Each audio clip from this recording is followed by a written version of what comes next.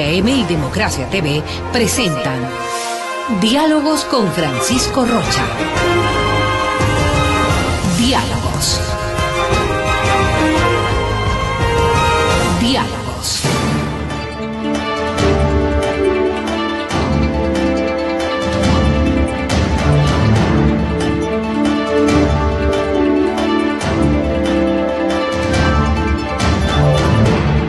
Buenas tardes amigos, estamos iniciando ya esta semana y hemos pedido la comparecencia de Martín Pallares, periodista al que ustedes conocen, lo leen y que además ha hecho ya una carrera importante en el periodismo y sobre todo en el área política. Saludar a nuestros amigos de la 920 AM, la radio de la gente, y a los seguidores de Democracia TV que tienen la gentileza de acompañarnos, pero aquellos que, como me acaban de escribir dos amigos, va a estar Martín, preguntan, pero dile que le vamos a ver a partir de las 7 de la tarde, así es que Martín, ahí tenías unas dos personas que además me pedían que te pregunte y voy a iniciar con eso. Gracias por acompañarnos. Es un señor de Esmeraldas que me pregunta si has vuelto a ir por el acantilado. Se ve que conocía también eso, así es que bienvenido Martín, buenas tardes. Buenas tardes, Francisco, en efecto estuve en el acantilado. Sí. Fin de semana. Y me alegro de tener por lo menos dos personas que garantizo. Yo garantizo que van a ver este programa. Así, están ahí, no, de inmediato. Francisco Ceballos también nos escribió y retuiteó ya lo de... ¿El ministro? No es el ministro, es cierto, es un homónimo, un exfuncionario del Banco Central que hoy está, entiendo que colaborando en el municipio, y le saludo porque él sí suele ver en directo, pero retuiteó la presencia tuya, Martín. Comencemos más bien antes a conocer a quién escribe y provoca incluso la ira del jefe de Estado a veces, ¿no? Pero Martín, tú naciste en Quito. Yo soy quiteño, sí, de padre quiteño y de madre de ascendencia lojana, ¿no? Pero soy 50% tengo de ascendencia lojana y el otro 50% quiteña, pero yo me considero un quiteño. Quiteño. Sí. Como todos los quiteños con algo de alguna provincia, ¿no es cierto? Exactamente, con algo de Martín, tú eres además nieto de Benjamín Carrión.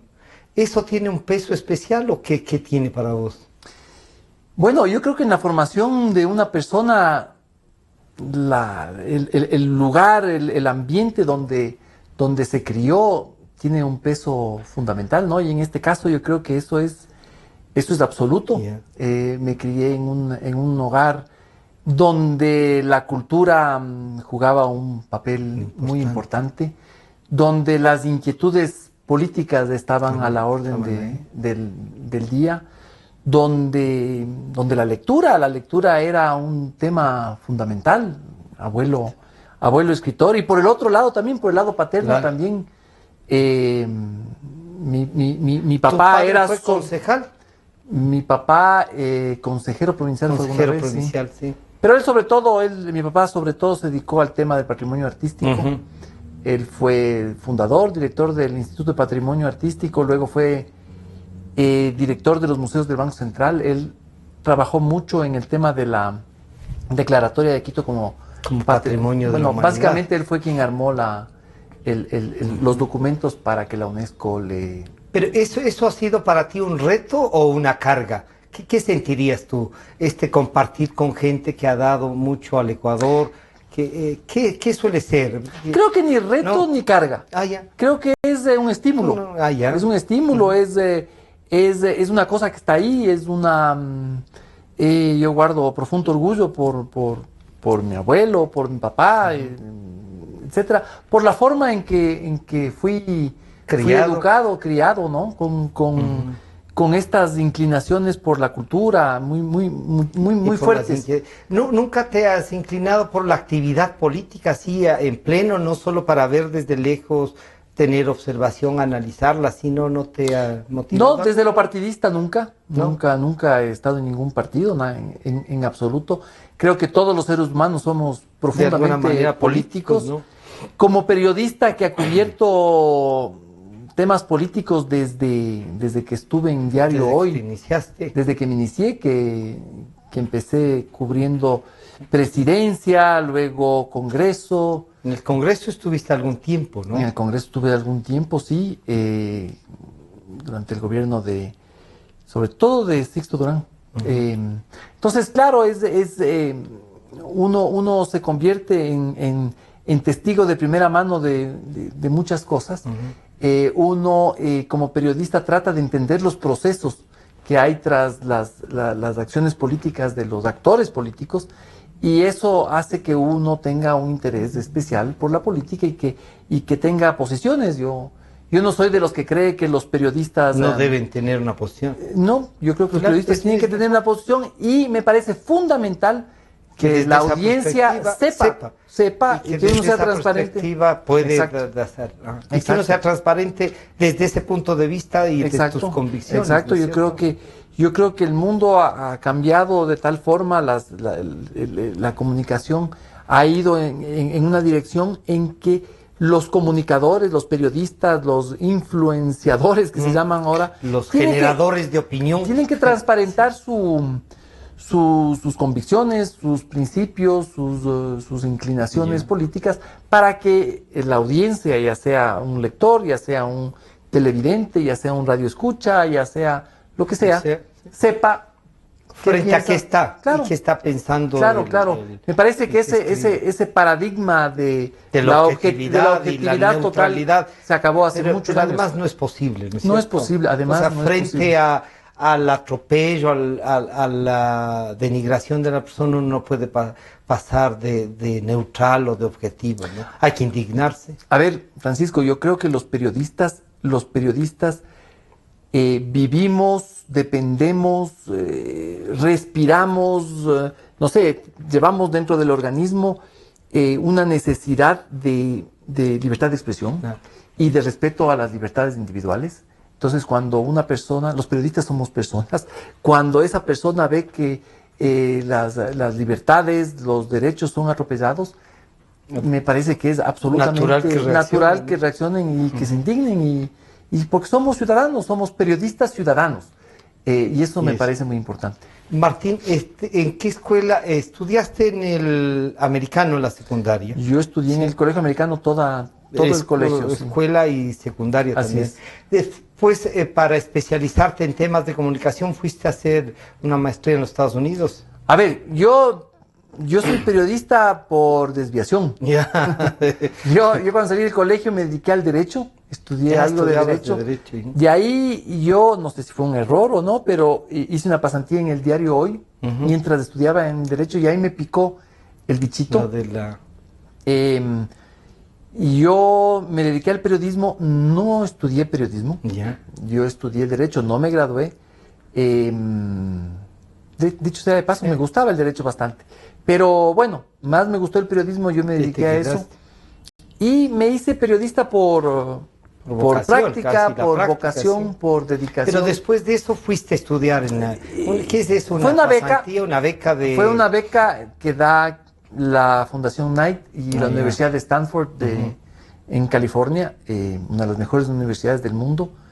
Es una beca para periodistas, no es una beca para estudiar periodismo, es una beca que dan a ciertos periodistas que aplican a esta beca. Es una de las más importantes del mundo. Yo realmente estoy muy orgulloso de que... de especialización, de investigación. No, ni siquiera es una beca muy liberal, en el sentido de que uno va y toma las clases que uno quiere en la Universidad de Stanford.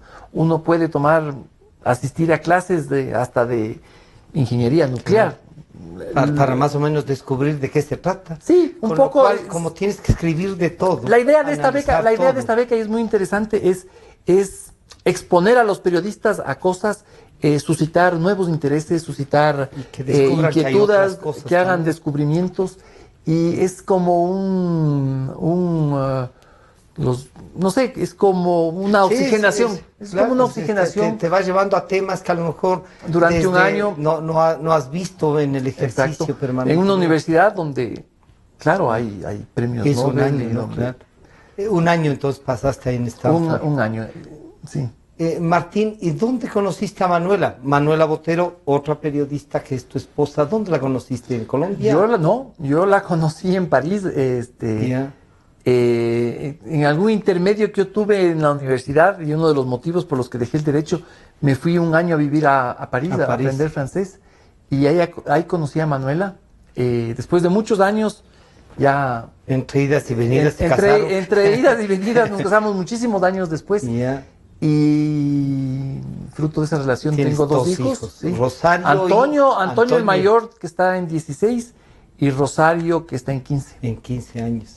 Además, dos jóvenes muy, muy abiertos, ¿A quién se parece más en la actitud, a Manuela o a vos? No sé, yo creo que cada uno tiene algo de algo y cada uno lleva Yo veo que los chicos nacen con un chip propio, ¿no? Yo creo que en un 80% son absolutamente autónomos y son ellos, cada uno nace con sus Pero cuando se te ve con los dos, se te ve muy, muy contento, muy...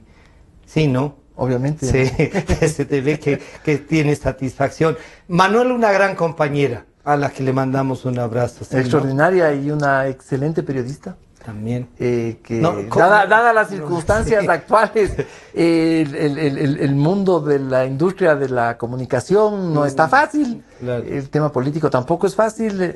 Ella ha tenido que buscarse otros medios, actividades. Ahora tiene un sitio de hamburguesas. Sí, se circula, además es las hamburguesas de Manuela, ¿no? Exactamente. Es lo de Manuela, si es que... No, yo te digo sinceramente, tengo el gusto y el honor de conocerla. Lo que reconozco en ella es esa solidaridad y esa pasión por el esposo y por su actividad periodística, ¿no? Así es, ella es una apasionada de lo que hace, le encanta. Su pasión es el periodismo y la escritura, pero claro, como no se dieron las cosas, ahora está ejerciendo su otra pasión, que es la cocina. Sí. Martín, ¿chocó alguna vez esta actividad periodística entre los dos, de que los dos andaban por cada lado y eso se descoordina un poco? En que ella trabajaba en un diario, yo en otro, y ella tenía turnos un fin de semana, yo tenía turnos del otro fin de semana, entonces más o menos teníamos que arreglarnos con los niños que eran pequeños en ese entonces, claro, pero siempre nos complementamos. ¿Antonio, Rosario serán periodistas? ¿Alguna cosa les ves inclinados a algo? No, espero que no. A ver, ese es un espero tuyo. ¿Pero no les has visto con inclinación de eso? A mi hijo mayor le veo muy interesado en el tema de la política, pero es más sobre la política internacional.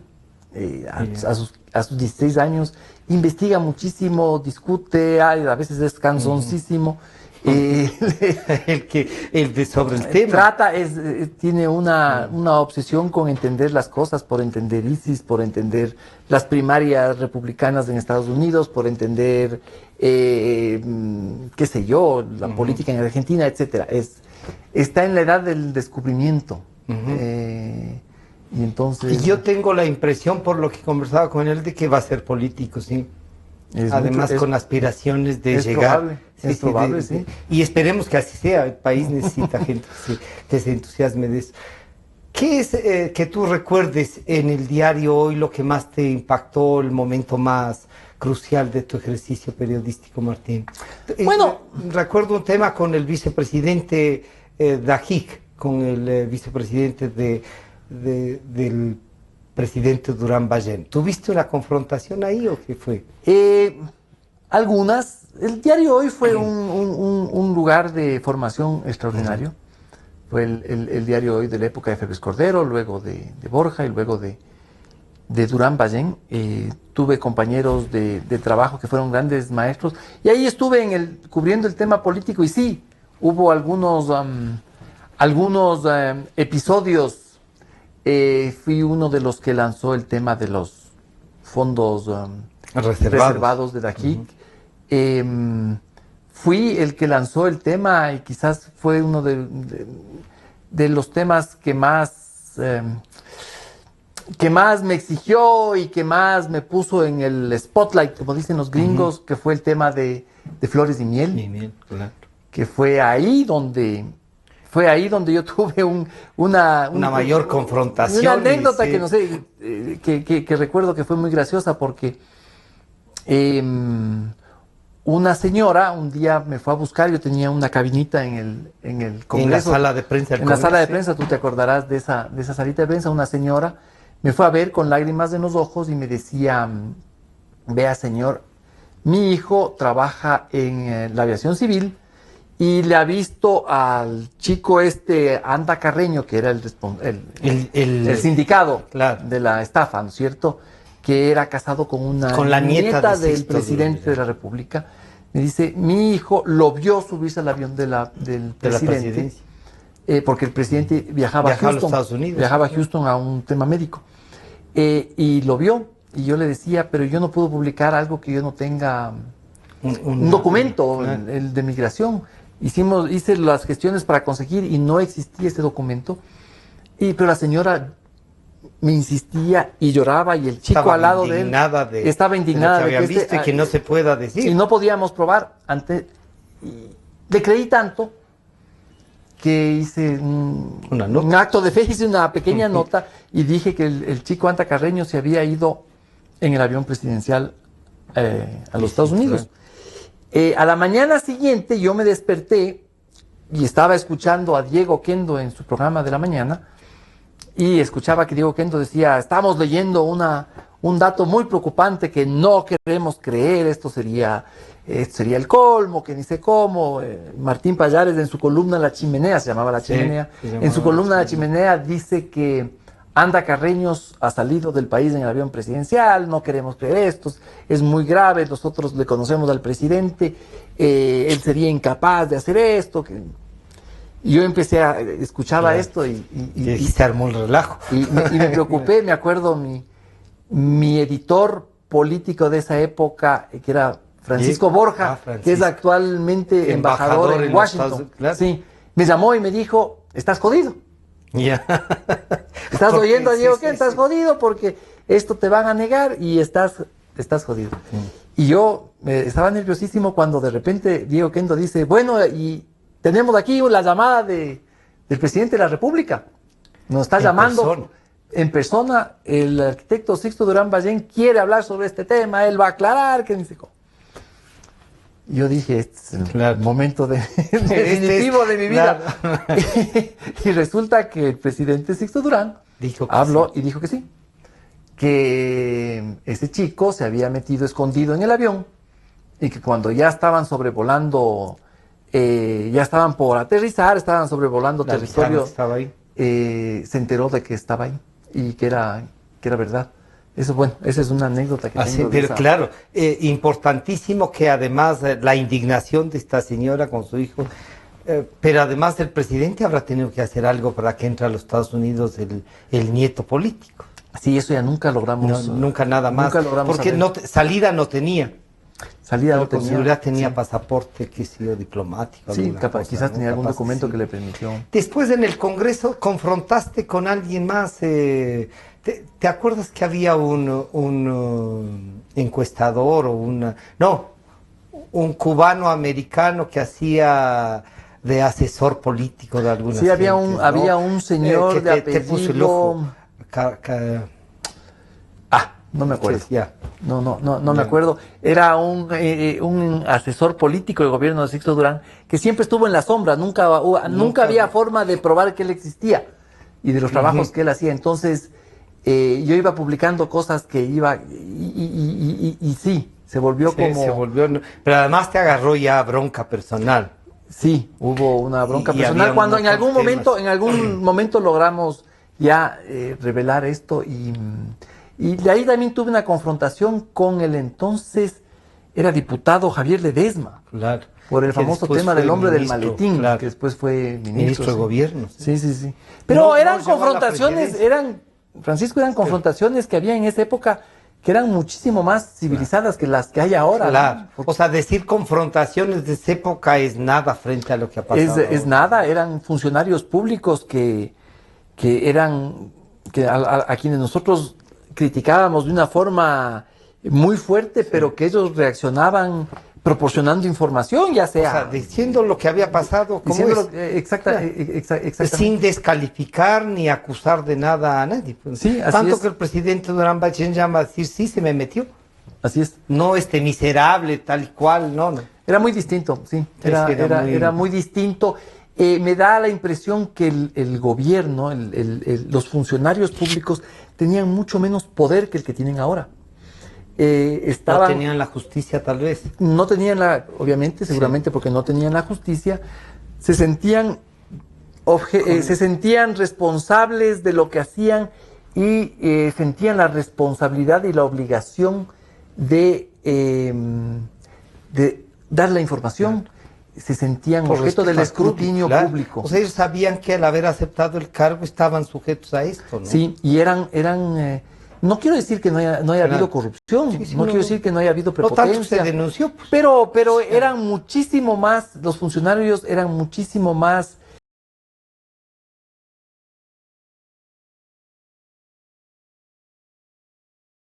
Escándalos como estos provocaban que renuncien ministros, sí.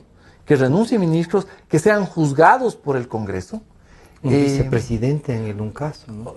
O sea... Los fondos reservados provocó que... Yo me acuerdo de un caso, en este momento me acuerdo de un ministro de Maguad que había tenido la indelicadeza de irse a Salinas en el avión de Petroecuador. Le costó el cargo. Le costó el cargo. Ahora eso sería absolutamente inimaginable. Se han ido en el avión presidencial a cualquier país del mundo. A cualquier país del mundo. Sí. ¿No? Eso era un ministro de petróleos, de hidrocarburos. El gerente de Petroecuador. De Petroecuador. Utilizó el avión de Petroecuador para irse a Salinas. A Salinas. Y fue un escándalo nacional que le costó el puesto a ese al día ministro. Siguiente. Al día siguiente. Ese caso, yo siempre me acuerdo de ese caso porque creo que da la medida de cómo eran las cosas. Alguien usa el avión, podríamos dar la lista de cuántas veces han salido los aviones presidenciales o los de TAME, es una cosa interesante. Los de TAME ha usado por el canciller, por el ministro tal, para que le vayan, le dejen y esperen los pasajeros. Esa información actualmente es reservada. Si algún momento se logra publicar, yo en mi blog Los Cuatro Pelagatos publiqué hace poco sobre no hace poco, pero hace un tiempo sobre los viajes de TAME, pero fue consiguiendo de forma subrepticia, clandestinamente conseguir la información. Pero sí, hay una cantidad de vuelos en los aviones de TAME impresionante acompañando al presidente. Y no pasa nada. No pasa nada. Martín, ¿alguna nota que hayas hecho que sientes que fue injusta, que puede haber dañado así a alguna persona injustamente? Porque se puede pasar, sí. ¿no? ¿Y qué se hace ahí? Si te acuerdas de alguna y que hiciste. Este momento se me escapan. ¿Cómo se resuelve entonces? Me parece que algún momento publiqué algo como no confirmado de algún ministro del gobierno de Durán Ballén que supuestamente había participado en la participación en la privatización de una aerolínea y que no había sido así, se rectificó y todo, pero yo soy consciente de que tal vez fui injusto. Al haberle puesto sin confirmar, así en la lista de los que habían hecho el negocio. Sí. ¿Y te has vuelto a ver alguna vez? ¿Te has cruzado con él? Sí. Pero con la rectificación supongo que el señor absolutamente habrá estado. Martín, ¿todo esto te llevó del hoy? ¿Tú estuviste hasta el cierre del hoy o no? No. Antes ya había... Yo estuve hasta el hoy, hasta muy poco antes de la crisis bancaria del 99. O sea, el 99. Sí. ¿Y de ahí pasaste al comercio? No. Yo estuve en el Universo. ¿Estuviste en el primero Universo? Tuve un paso muy cortito por CTV. Fuiste también a la televisión. Sí, pero estuve unos pocos meses. Ahí comenzó el desastre bancario. Yo renuncié a CTV por principios, porque me di cuenta que ahí se estaba utilizando el canal para manipular información bancaria. Renuncié, no duré nada, 4 meses creo, 3 meses, no me acuerdo. Y de ahí pasé a Diario Universo. Estuve algún tiempo en el Universo, sí. ¿Qué tiempo estuviste? ¿Un año, 2? Como año y medio. Un año y medio. Sí. ¿Y de ahí al comercio del universo? De ahí no? tuve un paso más o menos corto de yo no sé si llegaron a ser 2 años, Yeah. que me fui a trabajar en una finca de mi padre.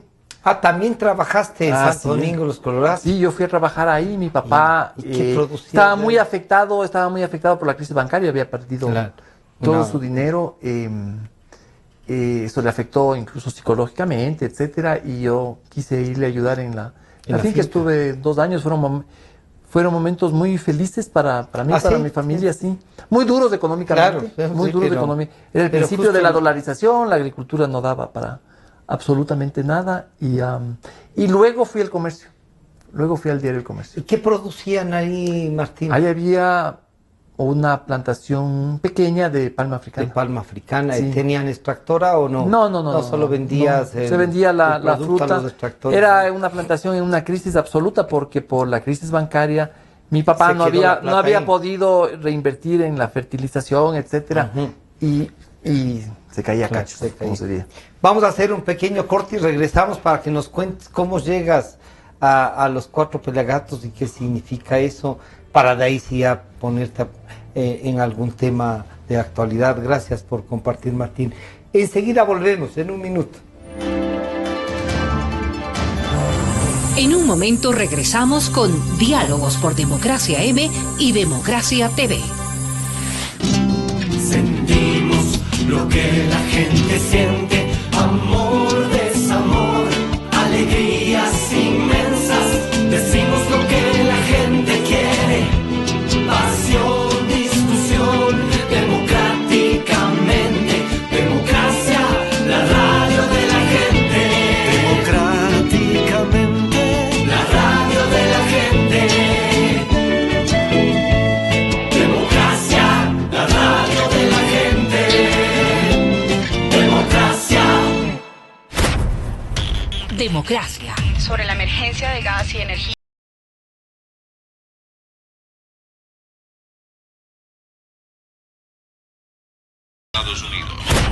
Democracia. Formulé el primer pedido histórico de perdón a las víctimas de las graves violaciones de los derechos humanos. Democracia. Solo noticias. Desde el Distrito Metropolitano de Quito, Cadena Democracia, la radio de la gente. Francisco Rocha está de vuelta con Diálogos por Democracia M y Democracia TV.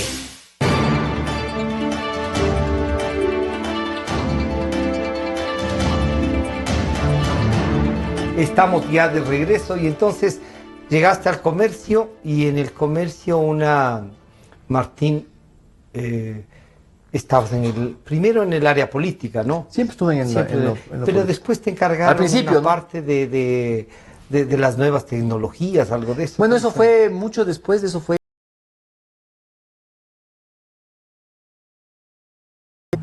Sí. Entonces, que eran nuevas técnicas, generar nuevos espacios de que el diario se vuelva digital y estas cosas, ¿o cómo? Era justo el año 2010 cuando empezaba la fiebre de El tema digital. del tema digital. Sí, el comercio quería de alguna forma aprovechar mi experiencia en el Silicon Valley. Habías venido. Claro, la Universidad de Stanford, Claro. como tú entenderás, es el centro, el corazón del Claro. Silicon Valley, de todas estas tendencias y todo. Estuve ahí, sí, y hasta que salí, que me encargaron algunos temas, un segmento que se llamaba Ideas. Ujú. Se llama Ideas todavía, creo que Sí, me parece que está sí. en una de las páginas culturales. sí, hasta que salí yo duré en el comercio, duré como unos 12 años. 12 años. Sí. ¿Crees que este gobierno tuvo que ver algo en tu salida? Tengo Si me muchas... preguntas a mí, yo creo que sí. Y si me preguntas a mí, ¿Y vos? también creo que ¿También sí. crees que sí? Sí, sí, sí, sí. El tuit, Martín, ¿el tuit tiene algo que ver con eso? Sí. Con El tuit tiene que ver con la libertad de expresión y la libertad de expresión tiene que ver con mi salida Del comercio. Del comercio. Sí. Sí. A ver, un poquito de antecedentes. Claro. Yo fui Yo me honro de haber trabajado en el comercio cuando Guadalupe Mantilla era su propietaria, presidenta y propietaria, una mujer extraordinaria, una mujer defensora de la libertad de las libertades, que me apoyó en mucho. A la que le generaste algún problema. Entonces. Le generé un montón de problemas que no me hubiera gustado generarle. Claro, sí, pero era en el ejercicio de lo que ella quería que sea el diario. Y yo sé que le puse un montón de problemas, pero ella finalmente estaba por la libertad de expresión. Y siempre me apoyó. Los problemas vinieron ya después cuando se vendió el diario. Comenzaron a ver qué limitaciones crees tú que la gente quería no generar conflicto o de una vez querían alinear al periódico. Creo que no, y a mí no me consta que se quiso alinear así, de esa forma. Yo sí veía que se volvió muy timorato el diario, que había ciertos temas que no les gustaba publicar. Creo que a todos los medios de alguna forma les pasaron por eso, con la ley de comunicación. Yo creo que todo medio, o sea, creo que el comercio no fue el único que entró en esta fase, en esta lógica de reacomodo editorial. Creo que todos. Pero yo había sido un periodista muy objetivo, digamos, muy señalado por el gobierno. ¿Ya? El presidente me había objetivo en el tema de señalar, sí, no de la objetividad esa que decíamos que no hay. De señalamiento, sí. Había sido yo atacado por el presidente. El ojo ahí hacia el frente y el presidente te tomaba en cuenta en varias sabatinas. Hubo un momento en que cada sabatina eran los insultos, etcétera. Esto le había colocado incluso al diario en una situación muy delicada. Guadalupe Mantilla siempre me apoyó. El nuevo grupo, holding o como se llama, yo creo que no estaba dispuesto a seguir en eso. Un enfrentamiento. Así es. Algún tiempito después de la compra, a mí el presidente de la empresa me había dicho que yo vaya pensando ¿En qué vas a hacer? En que vaya pensando en una salida buena, negociada, etcétera, del diario. Yo le pregunté si yo no era de la confianza de ellos. Me dijeron que una persona que actúa tan autónomamente como yo nunca es de confianza. Claro. Al poco tiempo de esto, yo creo que no pasaron ni 2 semanas, me pidieron que deje de participar en redes sociales. Pero como diario, porque tenías que una red social. En mis redes personales. Tus redes personales. ¿Cómo te puede pedir alguien? Me pidieron, sí, me dijeron que eso exponía mucho al diario, etcétera, etcétera. La verdad, me quedé pensando, me pareció que las redes sociales forman parte del nuevo medio ambiente en el que nos movemos los ciudadanos y los periodistas, y creo que tenemos derecho a expresar nuestras opiniones ahí, opiniones personales. Esto fue un día jueves. El viernes me mantuve silencioso en redes sociales. No habías escrito mordiéndome la lengua. Pero el sábado ya no aguantaste. No aguanté, pero no aguanté por un motivo que yo creo que fue extraordinario, que fue fundamental. Ese día el gobierno era justo en la época del proceso eruptivo del Cotopaxi. Y ese día el gobierno, habían unas marchas indígenas, había una movilización indígena de protesta. Ese día el gobierno decretó una emergencia nacional. A mí me pareció que era completamente... Era una manipulación. Era una manipulación del tema del volcán.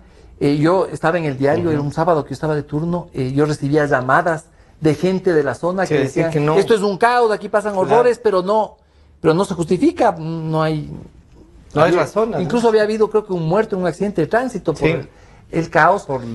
Yo vi el decreto, se eliminaba la libertad de expresión, la inviolabilidad de la correspondencia. Todo, la movilidad, todo. Se decretaba este estado en todo el territorio nacional, hasta en Galápagos, donde en Cotopaxi no.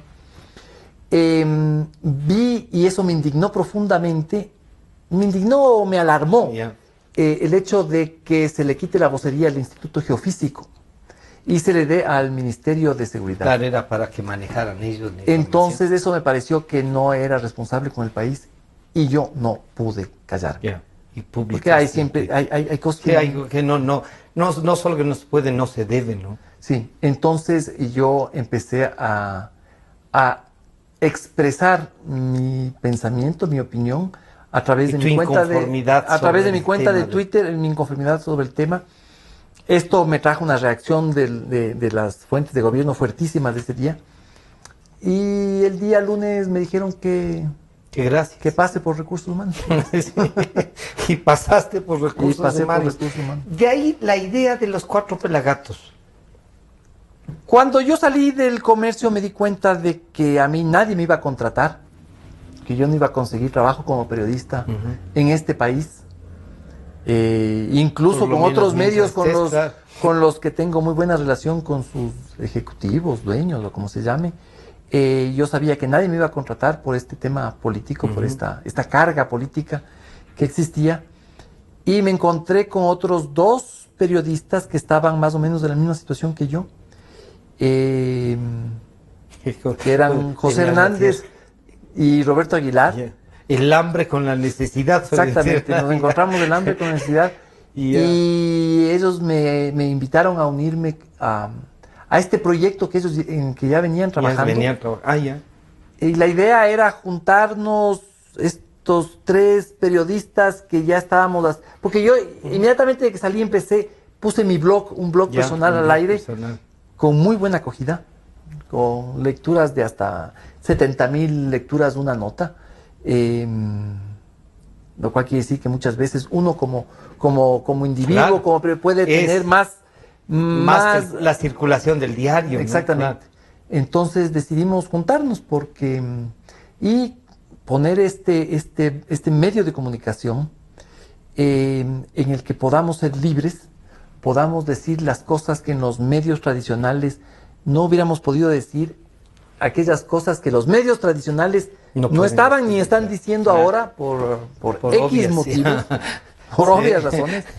Un medio de comunicación que no esté bajo la espada de Damocles, que es la ley de comunicación. Entonces pusimos los 4 pelagatos. ¿El nombre de 4 pelagatos surgió a propósito de alguna idea de ustedes o algún calificativo de alguien? A ver, no, el nombre de 4 pelagatos es bastante conceptual. Nosotros adoptamos este nombre que es la palabra, el término que utilizó en algún momento el presidente, o en algunos momentos utilizó el presidente Correa para referirse a los que no están con él. ¿No es cierto? Que son las minorías, ¿no es cierto? Las marchas, a todos. Todos son 4 pelagatos, nosotros somos más. Entonces nosotros siempre creímos que había que darle voz a estos 4 pelagatos. A los 4 pelagatos. Sí. A la gente que no... Era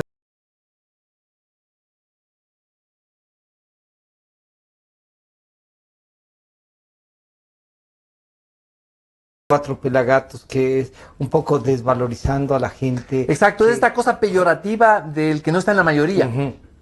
¿Ya? Esta peyorización del que piensa distinto. De las minorías. Entonces, 4 pelagatos, nosotros creemos que la democracia es un ejercicio diseñado para respetar el derecho de las minorías, no para garantizar el cumplimiento de los deseos exclusivamente de las mayorías.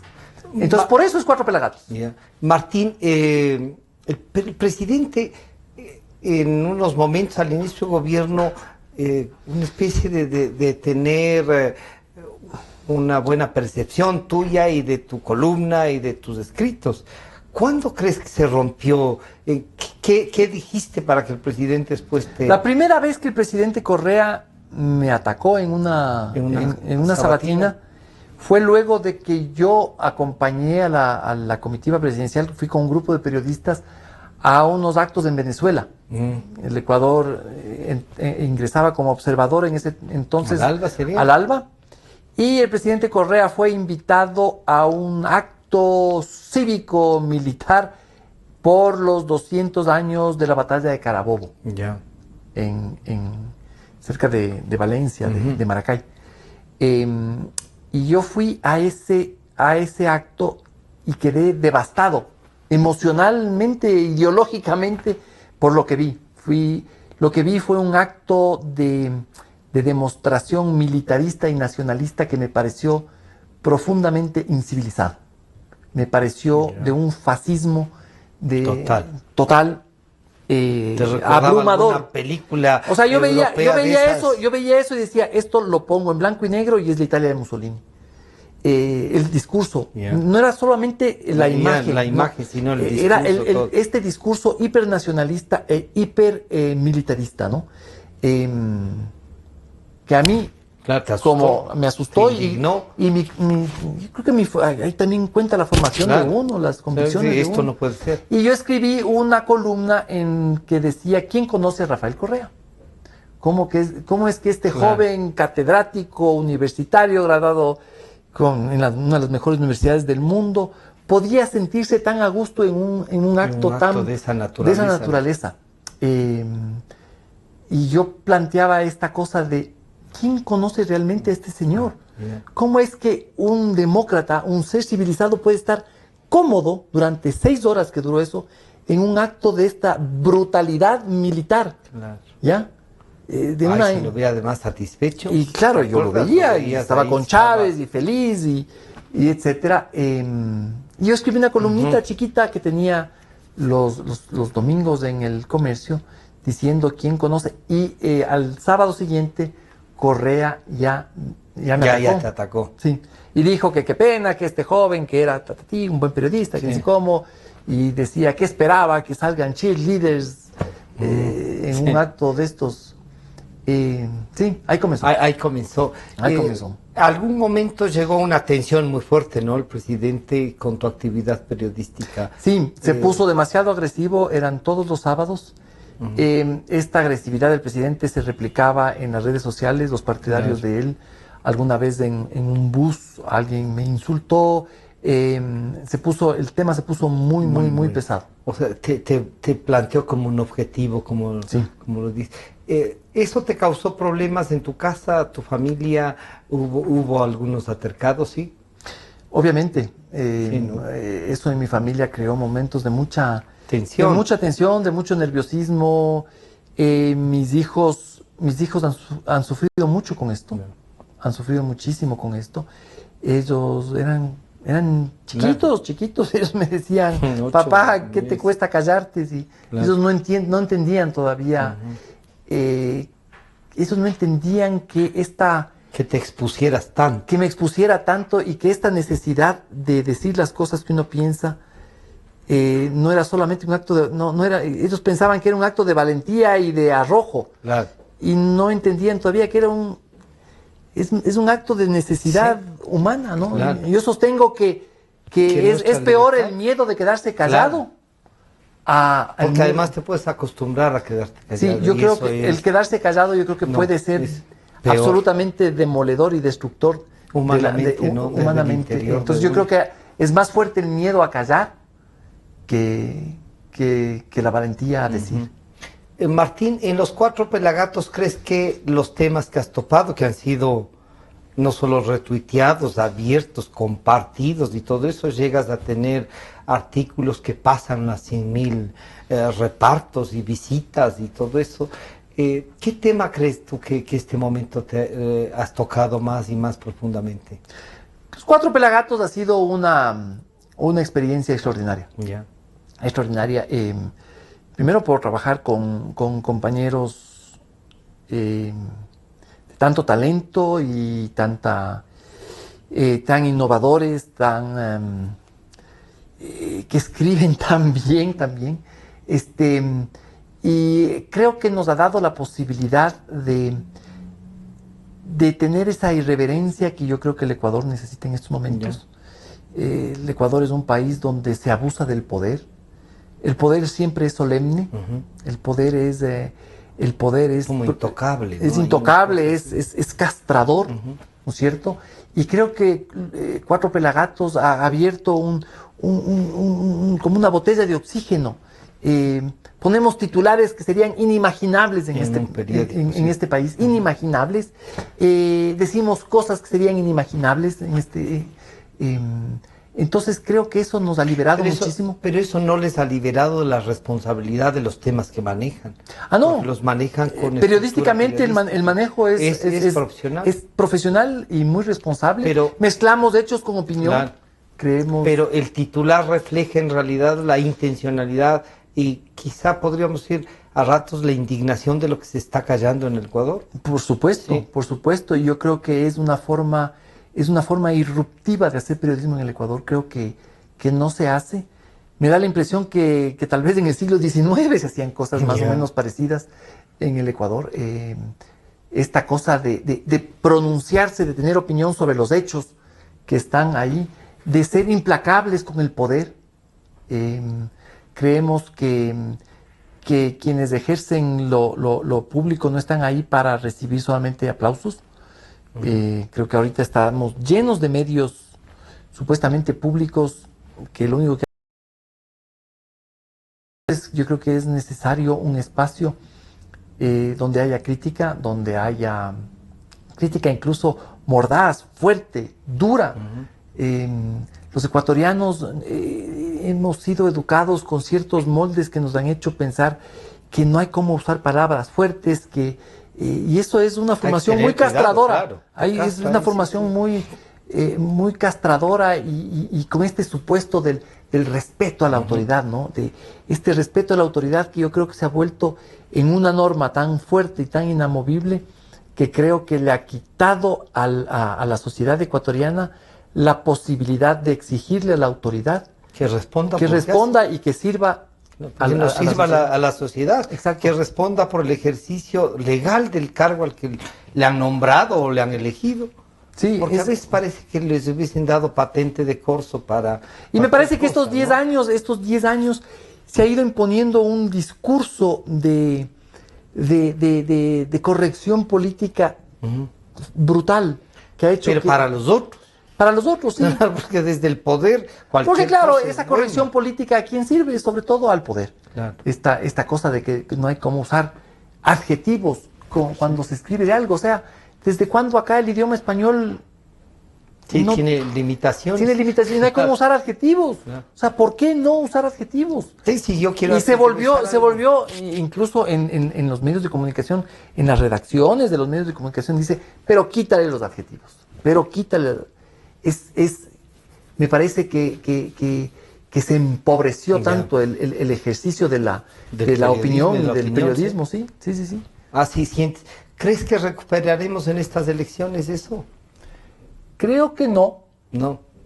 Estas elecciones van a... Creo que, no, tal vez estoy siendo demasiado pesimista. Creo que hay medios digitales actualmente, no solamente Cuatro Pelagatos, sino otros medios que sí están desafiando ese poder. Y esa forma de estructura de información que hay. Sí. Y creo que esos medios digitales van a ser los medios de este proceso electoral. Tu compañero Aguilar creo que mantiene esto de el estado de propaganda, ¿no? Hizo toda una serie. Bueno, su blog antes de Cuatro Pelagatos se llama El Estado de Propaganda porque... ya no mantiene el estado de propaganda. No, ahora todo lo que él escribe está en Cuatro Pelagatos. En el estado de propaganda que llegó a tener, no recuerdo qué número ya, 62, una cosa así, de los documentos que él publicaba, nos hacía notar a los ecuatorianos de cómo se iba conculcando estas libertades, ¿no? ¿Se sienten entonces ustedes un poco más libres en esto, con menos ingresos, pero más libres?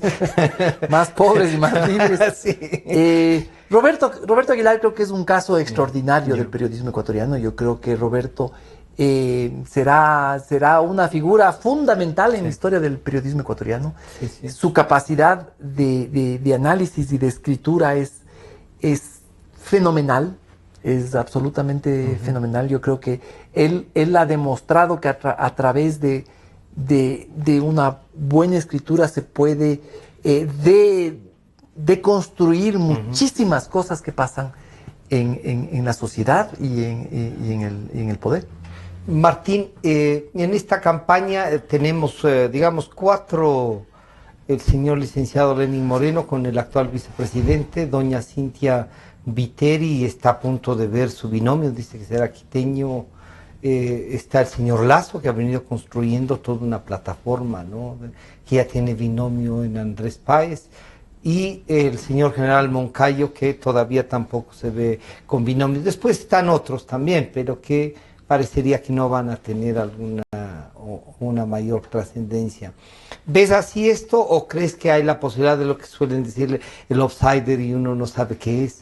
No, yo creo que ya a esta altura Sí, ya no habrá. ya no hay outsider que valga, ¿no? Yo creo que el único outsider podría considerarse al deterioro y al yo creo que inevitable aparecimiento de escándalos de corrupción que yo creo que van a sacudir perverso del poder, que ¿no? yo creo que van a sacudir más bien a la candidatura de gobierno. Yo creo que es ahí donde van a haber sorpresas. Sí. ¿Tú crees que, bueno, entonces tú creerías que si hay segunda vuelta? Yo pensaría, y soy optimista, y pensaría que sí va a haber ¿Y siempre ves en la segunda vuelta al representante del gobierno o has llegado a pensar en algún momento que el representante del gobierno, en este caso el licenciado Moreno, no llega a la segunda? Siempre he visto. Siempre le he visto, pero ahora que lo planteas, pensando lo que puede pasar en este país, todo es posible, ¿no? En política todo es posible. Me parece muy raro porque no solamente la estructura grandísima que tiene el gobierno, las ventajas, Estado, ¿no? Sino es todo el Estado al servicio de esa candidatura, ¿no? ¿Cómo manejaste el tema, vamos terminando, Martín, de la candidatura del vicepresidente Moreno y con su cargo en Suiza, que uno no sabe por qué a los artistas, a estos que les dan también estos nombramientos, pero a él hubo que generarle una oficina y todo eso? ¿Cómo has manejado? ¿Qué piensas de eso? Yo escribí una nota donde sostengo que el presidente, el ex vicepresidente Lenín Moreno, no está éticamente habilitado para ser candidato. Él no debería ser candidato. Creo que su paso por Ginebra, el ingreso de esos fondos no ha sido aclarado. Creo que eso se manejó con un secretismo absoluto. Creo que no ha dado explicaciones. Las explicaciones que han dado no son explicaciones, no satisfacen. Yo creo que una persona con una deuda de transparencia y de ética como esa no debería ser candidato. Me parece increíble que en un país haya un candidato a la presidencia y un candidato a la vicepresidencia en binomio que tengan temas pendientes que aclarar. Es decir, lo menos, ¿no? Por lo menos, tan grandes que tengan la cara de ser candidatos. Martín, de los otros tres de las plataformas, ¿crees que el Ecuador tiene una salida así un poco más ágil, menos ágil? Las dificultades con deuda y todo van a tener un peso especial en el ejercicio del poder y podemos volver a esta inestabilidad que también nos dice el presidente, 10 años de estabilidad política. El Ecuador ha sido estable únicamente cuando ha habido bonanzas económicas. Las bonanzas petroleras, básicamente. Claro, sí. Que han sido... El precio del barril del petróleo está... Y que han coincidido o no coincidido, o se han producido al mismo tiempo, no sé cómo se dará, con sistemas políticos... Casi dictatoriales, ¿no? Dictatoriales en el uno y el otro, digamos que... Casi.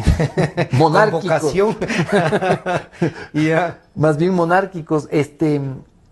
Entonces creo que lo que se nos viene va a ser dificilísimo.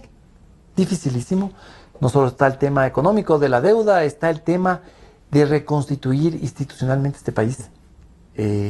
Las raíces del correísmo están sembradas tan profundamente que si no hay una reforma institucional, seguirá ahí. Y este país no se puede reconstituir con esas raíces todavía metidas en la tierra. Martín, se nos fue el tiempo, ha sido muy grato conversar, descubrir algo más, así es que de los que nos han pedido, en realidad, a medida que hemos ido conversando, ¿por qué no conversan quieren saber más, ¿no? De las gentes que te leen, a las que impactas a veces, y algunos dicen, sí, es lanzado, lo que te han dicho tus hijos, oye, ¿por qué no te calmes, Martín? Eres así, tienes raíces con eso. Nos da mucho gusto a los que te conocemos que sigas así. El país espera más de eso. Y esperamos aportar para que te conozcan más. No solo que te lean, sino que sepan algo más de ti, de tus andares, ¿no? Gracias por venir a compartir, Martín. Gracias, Francisco, y una invitación a quienes ven este programa a leer Cuatro Pelagatos y divertirse con Cuatro Pelagatos. Ya. Entonces, a leer Cuatro Pelagatos, ha estado con nosotros uno de sus miembros fundadores, Martín Pallares. Ya vamos a ir a descubrir a los otros dos. Entiendo que también está ya uno más que es de Cruz de Ecuador, ¿no? Sí, Cruz de Ecuador es quien nos ayuda con los memes. Con los memes. Sí. Entonces vamos también a descubrir, ojalá se animen como tú a venir a conversar un poco más de sus vidas, de los que han hecho y de que nos comparten a través de esta página, de este portal Cuatro Pelagatos, ¿no? Entonces, a leer Cuatro Pelagatos y a vernos en Democracia TV y a seguirnos en Democracia 920. Ha estado con nosotros Martín Pallares, el periodista, la persona que tiene una gran trayectoria, yo diría, y esa visión política, ¿no? Nos estamos encontrando el día de mañana.